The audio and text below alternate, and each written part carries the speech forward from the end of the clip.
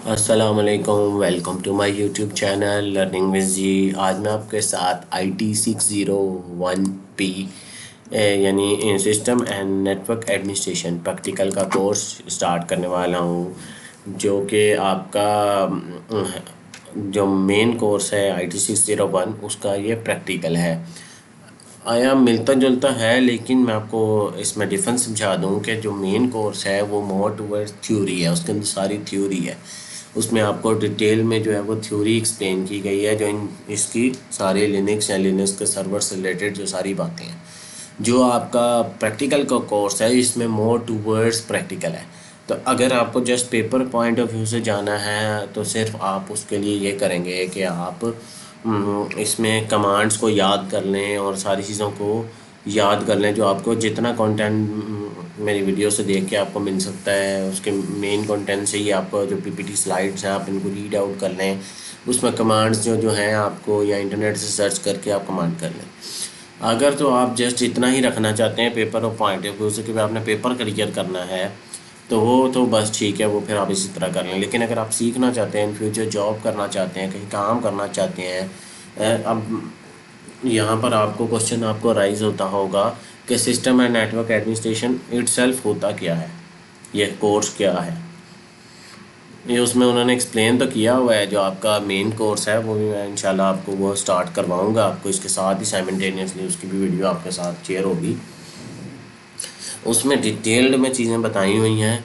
आप इन IT infrastructures के अंदर एंटर हो रहे हैं, इंफॉर्मेशन टेक्नोलॉजी के अंदर। ये कंप्यूटर साइंस की ही डोमेन है, उसी का ही एक पार्ट है। आप कंप्यूटर साइंस के कोर्सेज भी इसमें पढ़ते आए हैं।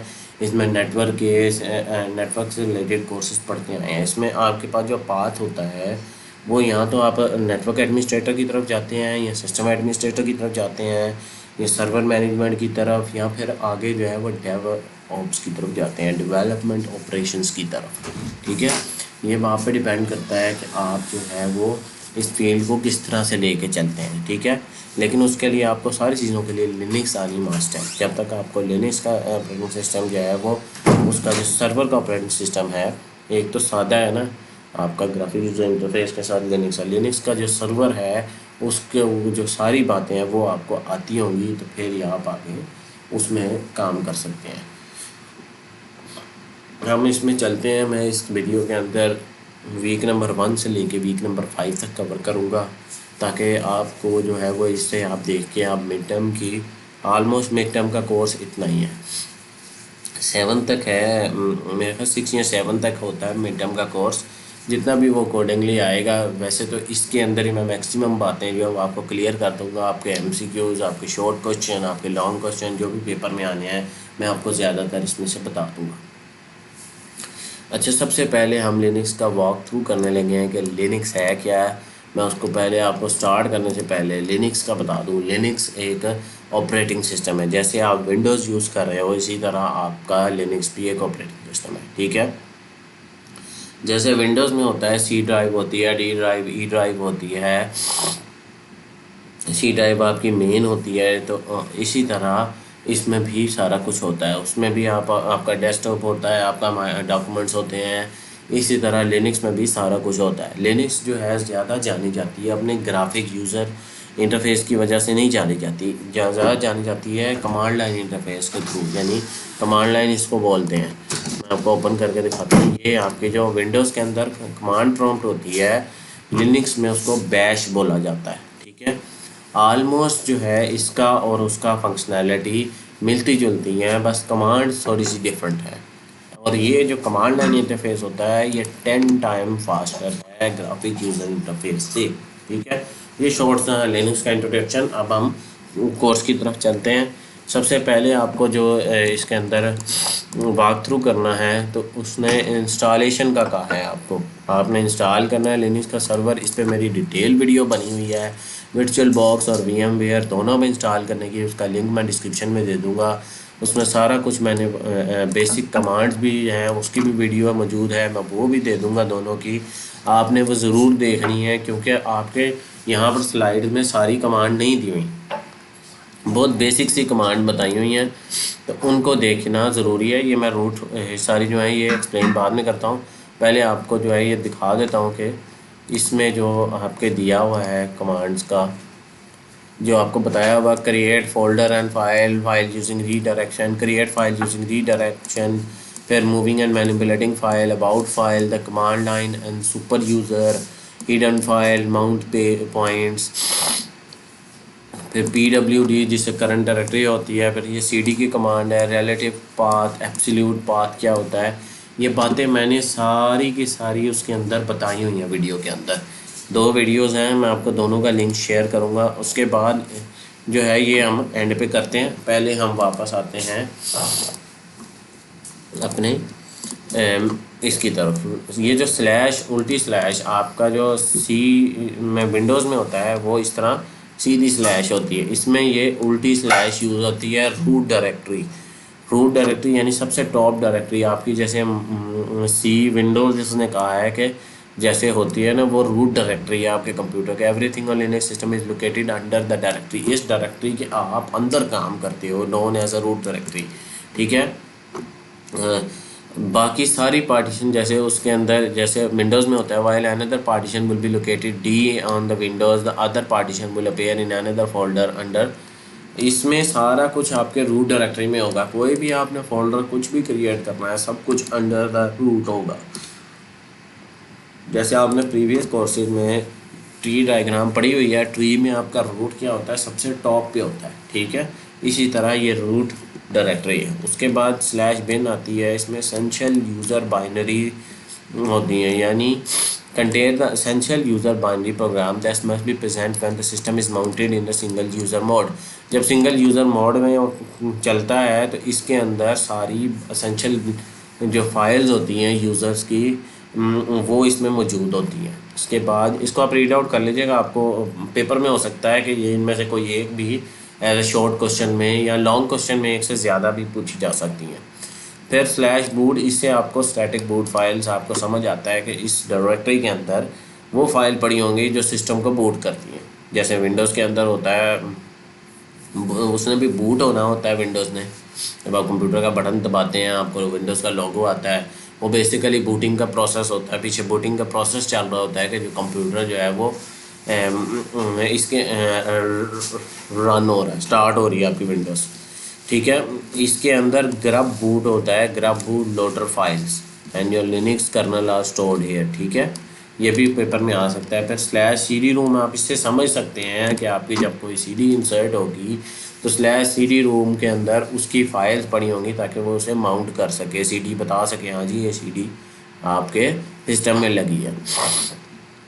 फिर उसके बाद slash dev device file, Linux suppose devices are as files and the slash dev directory contain a number of specialized file that represent the devices, यानी इसके अंदर वो फाइल पड़ी होती हैं कि जितनी भी आपकी डिवाइसेस आपके कंप्यूटर में लगी हैं, हार्ड डिस्क है, रैम है, आपका VGA का लगा हुआ है, आपने कीबोर्ड लगाया है, माउस लगाया है, प्रिंटर लगाया है, LCD लगाई है, हर चीज़ की जो डिवाइस की फाइल जो होती हैं सारी फाइल वो स्लैश डिव डायरेक्टरी के अंदर पड़ी होती हैं। ठीक है, इसको आप बाकी फर्दर रीड आउट कीजिएगा। पेपर में आने का मैंने बताया कि इन सब में से कोई भी आ सकता है। उसके बाद ETC कन्फिगरेशन, कुछ कन्फिगरेशन फाइल होती हैं which generally edited by hand in the text editor, not that the etc directory contain the system wide configuration file। जैसे आपके पास होता है ना, विंडोज़ में कह सकते हैं कि प्रोग्राम फाइल्स। ठीक है, प्रोग्राम फाइल्स के अंदर तो आपके सॉफ्टवेयर की फाइल्स होती हैं ज़्यादातर, लेकिन आप अपने विंडोज़ के फोल्डर्स के अंदर भी आपने देखा हो, कभी आपने लोकेट किया हो तो DLL फाइल्स होती हैं।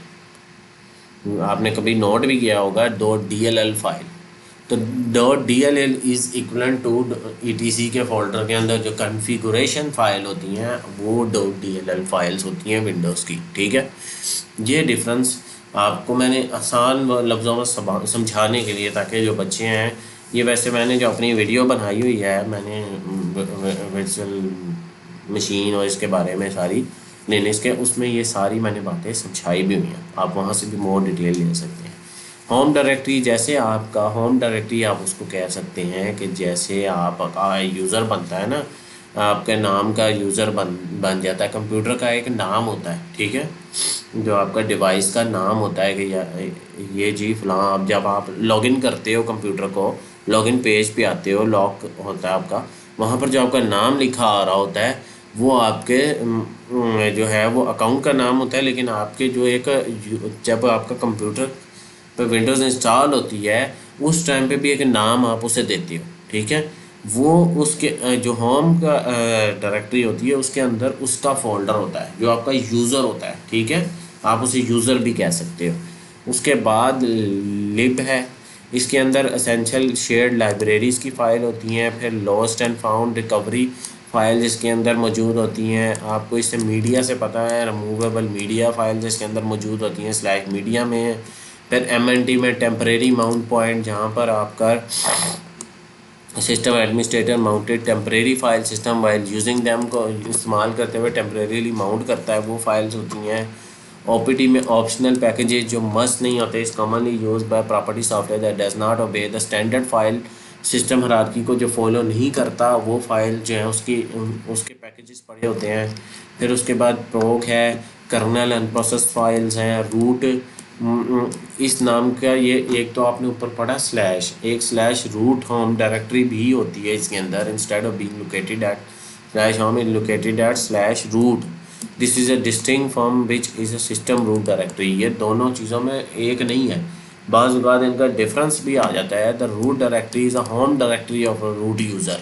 Root user by default Linux में रूट यूज़र होता है। जैसे विंडोज़ के अंदर हम एडमिनिस्ट्रेटर होता है बाय डिफ़ॉल्ट यूज़र, लिनक्स के अंदर रूट यूज़र होता है, ठीक है।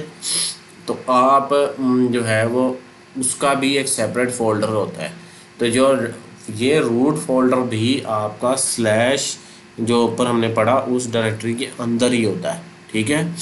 ये होम स्लैश इसके अंदर होगा, स्लैश होम के अंदर, ठीक है। Slash run application state file, यानी एप्लीकेशन को रन करने के लिए कुछ फाइल चाहिए होती हैं।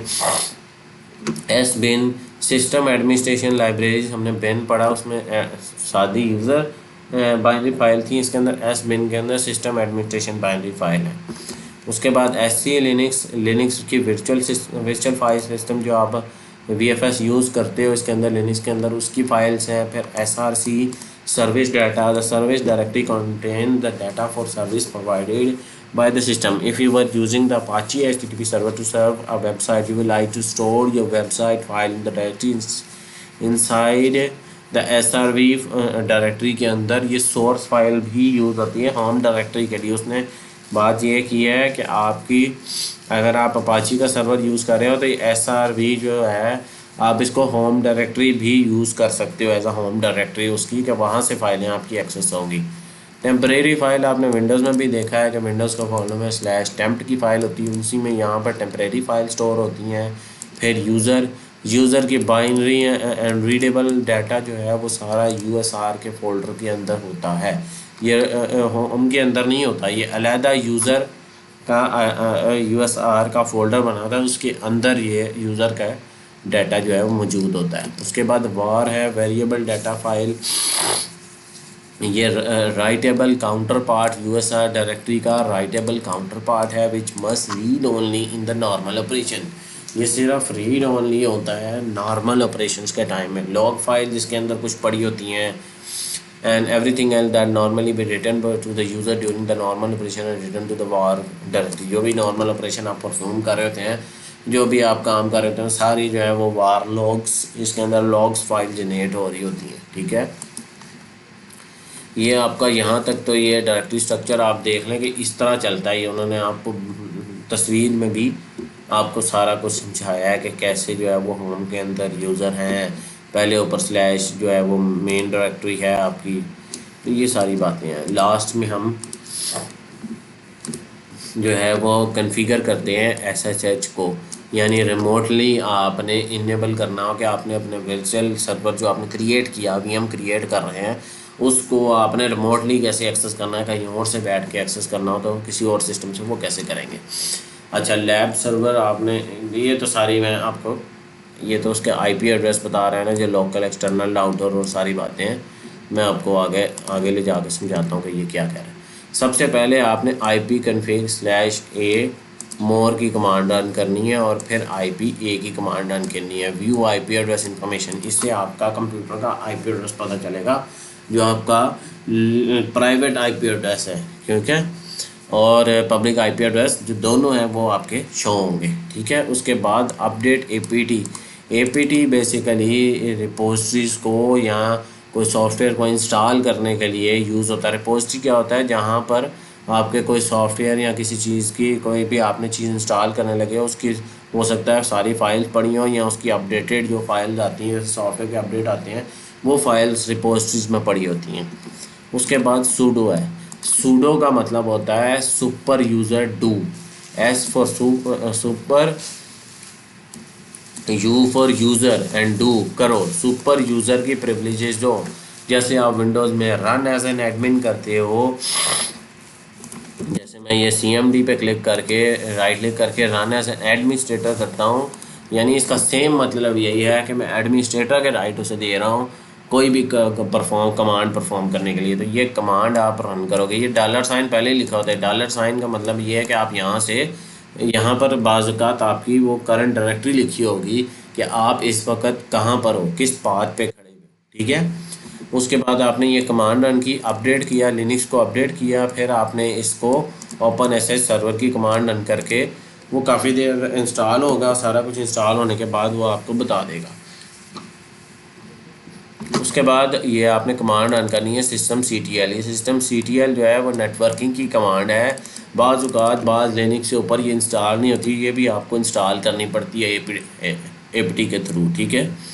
APT स्टेटस SSH का हमने स्टेटस चेक किया, अगर तो वो डाउन है पहले ही डाउन ही होगा, उसको पहले हमें अप करना होता है। Check the status current SSH configuration file के अंदर। अब ये VI क्या है, यहाँ पर हमने सूडो VI, फिर आप देखें ETC का फोल्डर है, फिर SSH का फोल्डर है, और फिर ये जब हमने उसको इंस्टॉल किया तो वो ETC का फोल्डर में सारा कुछ इंस्टॉल हुआ है, ये जो हमने ऊपर OpenSSH को इंस्टॉल किया है, ठीक है। VI आपका टेक्स्ट एडिटर है, जैसे आपका नोटपैड होता है विंडोज़ के अंदर, लिनक्स के अंदर VI या विम, ये दो तरह के जो है और भी एडिटर मौजूद हैं, लेकिन VI या VIM विम दो एडिटर मैं आपको बता रहा हूँ। लिनक्स या लिनक्स की जो आपकी उबंटू है उसके अंदर मौजूद होते हैं पहले से ही, आप और भी इंस्टॉल कर सकते हैं, एक्सप्लोर कीजिएगा इसको। Connect remote server with SSH। अब SSH को कॉन्फ़िगर कर, यानी उसको कस्टम हम पोर्ट असाइन कर रहे हैं और रिमोट यूज़र पासवर्ड भी असाइन करेंगे। SSH/p, ये पहले इसकी पोर्ट नंबर आ गई। रिमोट यूज़र यहाँ पर remote user @remote IP address यहाँ पर वो आ जाएगा, ठीक है, जिसको हमने एक्सेस असाइन करना है। इसका ये मतलब नहीं है कि आप हर सिस्टम पे जाके कर सकते हो। हम यहाँ पर ये कर रहे हैं कि जो रिमोट कंप्यूटर है स्पेसिफ़िकली उसका IP एड्रेस प्राइवेट उठा रहे हैं और पब्लिक उठा रहे हैं, सिर्फ उसके पास ये रन होगी, हर जगह रन नहीं होगी, सिर्फ उस पोर्ट पे रन होगी 2022 पे। अच्छा, अब हमें SRA की जनरेट करनी है, इंस्टेड ऑफ पासवर्ड हम SRA की यूज़ कर रहे हैं, ठीक है। यहाँ पर इसका ये कमांड आप रन करेंगे तो ये आपको की जनरेट कर देगा।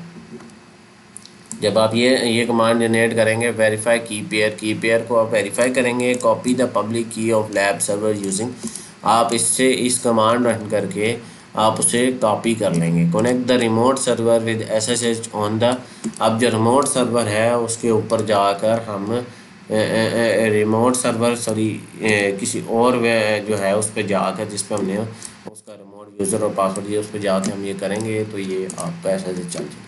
अभी इसके अंदर उन्होंने सारी बातें नहीं बताई, मैं यहाँ पर आपको बता रहा हूँ कि ये अब उन्होंने सिर्फ स्पेसिफिक कंप्यूटर का बताया आपको, ये किसी एक और रिमोट कंप्यूटर पर जाके की जनरेट करानी है। अभी इन्होंने आपको PUT का सिस्टम नहीं बताया। एक यहाँ पर मैं आपको वर्ड बोल रहा हूँ, PUT यहाँ पर लिखने की मौजूद नहीं है यहाँ पर, बहरहाल मैं आपको जस्ट ये बता रहा हूँ। यहाँ मैं कमेंट ऐड कर देता हूँ, वर्ड लिख देता हूँ PUT, ठीक है। ये PUT एक सॉफ्टवेयर है जिसको आप यूज़ करके किसी भी सर्वर को आप, लेकिन वो रन होना चाहिए, आपने इसमें 3-4 चीज़ें मैं आपको एज अ टास्क वीडियो के एंड पे देता हूँ, ताकि आप अगर खुद से एक्सप्लोर करना चाहते हैं, केवल स्टूडेंट के लिए है जो एक्सप्लोर करना चाहते हैं, जो इसको सीखना चाहते हैं लिनक्स को, आप पहले लिनक्स को इंस्टॉल करें। लिनक्स को इंस्टॉल करने के बाद पहले तो आपने VMware इंस्टॉल करना है या वर्चुअल बॉक्स, दोनों में से आपको जो बेहतर लगे। VMware, वर्चुअल बॉक्स, दोनों में से कोई एक भी आप इंस्टॉल कर सकते हैं। उसके बाद उबंटू आपने डाउनलोड करनी है। उबंटू ये मैंने अपनी वीडियो में सारी डिटेल में बताया हुआ है कि कैसे करना है, आपने वीडियो ज़रूर देखनी है वो। उसके बाद आपने VM क्रिएट करके आपने उसको इंस्टॉल करना है, ठीक है। ये सारा वीडियो में प्रोसेस भी है, आप इंटरनेट से भी कहीं से भी देख सकते हैं, ठीक है। उसके बाद आपने उसके ऊपर ये SSH एक्सेस ऑन करना है और बेसिक कमांड की प्रैक्टिस करनी है। सारी मैंने बेसिक कमांड आपको बताई हुई है। PuTTY डाउनलोड करके आपने उसको जो है वो PuTTY करके ये सारा काम आप करेंगे, ये टास्क, फिर ये आपको बेसिक लिनक्स का आइडिया होगा। ये आपको बिल्कुल बेसिक आइडिया का बता रहा हूँ कि आपको स्टार्टिंग जो है वो लिनक्स की इससे आप कीजिएगा, ताकि आप फिर आगे फर्दर जो है वो आप इसे सीख सकते हैं। अदरवाइज़ आप इसको नहीं सीख सकते, आपको प्रैक्टिस के बगैर कभी कुछ नहीं आएगा। इस चीज़ को अपने दिमाग में जहन में बैठा लें कि विदाउट प्रैक्टिस कोई भी चीज़ नहीं आती। लाइक मैथमेटिक्स की एग्जांपल देता हूँ आपको। एक तरह का सवाल आप करेंगे, आपको सम टाइम ऐसा लगता है यार मैंने तो सारा कुछ सीख लिया। मैथमेटिक्स में आप देखते हैं कि एक ही एक्सरसाइज के अंदर 15-15, 20-20 क्वेश्चन होते हैं मिलते जुलते। वो इसीलिए दिए जाते हैं ताकि प्रैक्टिस में एक परफेक्शन की तरफ लेके जाता है जो प्रैक्टिस है। तो इसीलिए बार बार प्रैक्टिस, इसीलिए ये बार बार प्रैक्टिस करेंगे। एक बार आप लिनक्स इंस्टॉल कर लेंगे तो इसका मतलब ये ना समझेंगे आप चैम्पियन बन गए, नहीं। कम से कम आपको 5-6 दफ़ा उस प्रोसेस को रिपीट करें, फिर उसको अपने पास रिकॉर्ड करके रखें, अपने पास डॉक्यूमेंटेशन बनाएं कि हाँ जी ये स्टेप मैंने परफॉर्म करके इसको इंस्टॉल किया है। ये स्टेप, जैसे इसने आपको स्टेप बताएं कि ये कमांड, थोड़ा डिटेल होना चाहिए था इनकी। मुझे ये चीज़ वैसे इतनी पसंद नहीं आई PPT स्लाइड के, इन्होंने इतनी डिटेल में काम नहीं किया हुआ। इन्हें डिटेल में जो है वह स्टूडेंट को बताना चाहिए था। इनकी PPT स्लाइड डिटेल्ड होनी चाहिए थी, ताकि जो इसको मैं बीइंग जो मेरी, क्योंकि ये मेरी फील्ड भी है, तो मैं तो इजीली समझ रहा हूँ। मैं आपको समझाने की कोशिश भी कर रहा हूँ, मुझे पता चल रहा है कि ये कमांड कौन कौन सी है और क्या कर रही है। लेकिन जब ये फ्रेश यूज़र, जो फ्रेश स्टूडेंट जो है वो पढ़ेगा तो उसको बहुत मुश्किल होगी। वो मुझे समझ में आ रही है। आप कमांड याद कर सकते हैं सारी, कि ये जैसे सिस्टम सीरियल पेपर के पॉइंट ऑफ व्यू के लिए ये चीज़ें आप जो मैं आपको बताता रहा हूँ वो याद कर लें। आपका पेपर इंशाल्लाह इससे काफ़ी हद तक जो है वो हो जाएगा। 70-80% आप इससे पेपर दे सकेंगे, ठीक है। मेरी वीडियो अगर पसंद आई है तो मेरे चैनल को सब्सक्राइब करें, मेरी वीडियो को लाइक करें, ज़्यादा स्टूडेंट के साथ शेयर करें, ताकि वह इससे फ़ायदा उठा के बेहतरीन तैयारी कर सकें। मिलते हैं अगले वीडियो में, तब तक के लिए अल्लाह हाफिज़, अस्सलाम वालेकुम।